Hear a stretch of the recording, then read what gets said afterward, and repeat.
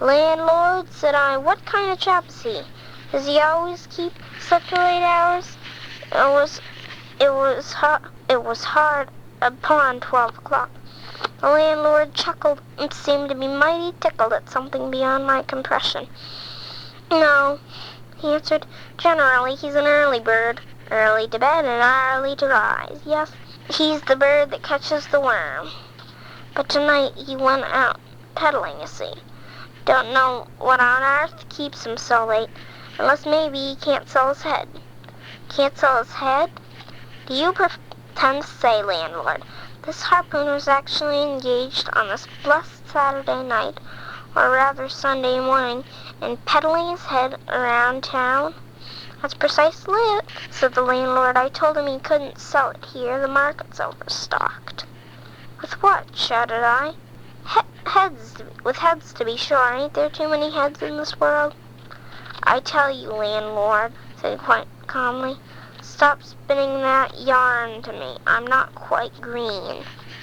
"Maybe not, taking out a stick and whittling a toothpick. But I rather guess you'd be done brown if that harpooner hears you a slathering his head." "I'll break it for him," said I, now flying into a compassion of an unaccountable fear of the landlord's. "It's broke already," he said, "and that's the very reason he can't sell it, I guess." "Landlord," said I, going up to him as cool as Mount Helicon in a snowstorm, "landlord, stop whittling. You and I must understand one another, and that too much without delay. Now I demand you speak to me and tell me who and what this harpooner is, and I shall be of all respects safe to spend the night with him.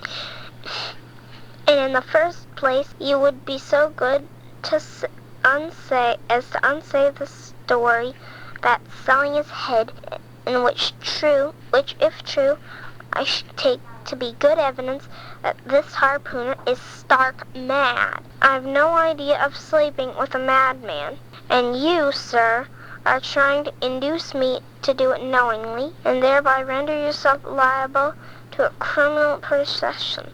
"Wall," said the landlord, fetching a long breath, "that's a pretty long sarmon for a chap that rips a little now and then. But be easy. This here harpooner, I've been telling you, of you has just arrived from the South Seas, where he brought a lot of bombed museum heads, great curios, you know, and he sold all of them but one. But he's trying to sell that one he's trying to sell tonight, 'cause tomorrow's Sunday. It would not do good to be selling human heads about the streets when folks are going to church." This account cleared up otherwise accountable mystery.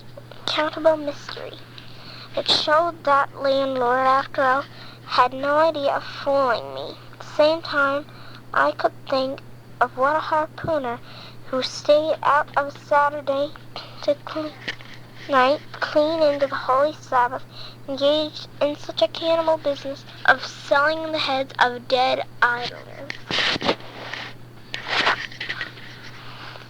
"Depend on it, landlord, that harpooner is a dangerous man." "He pays it regular," was the rejoinder. "But come, it's getting dreadful late, and you'd better be turning flukes. It's a nice bed. Sal and me slept in that our bed the night we were spliced. It's plenty room for two to kick about in that bed. It's almighty big bed. Come along here, I'll give ye a limited jiffy." So saying, he lighted a candle and held it towards me, offering to lead the way.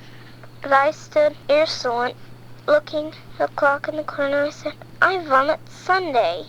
You won't see that harpooner tonight. He's come to anchor somewhere. Come along, then. Do come, won't ye come?" I considered the matter a moment. Then upstairs we went. I was unsheared into a small room, cold as a clam, furnished, and sure enough, a prodigious bed, almost big enough to need for any 4 harpooners to sleep abreast. "There," said the landlord, placing the candle on the crazy old sea chest. That did the duty as a washstand and a center table.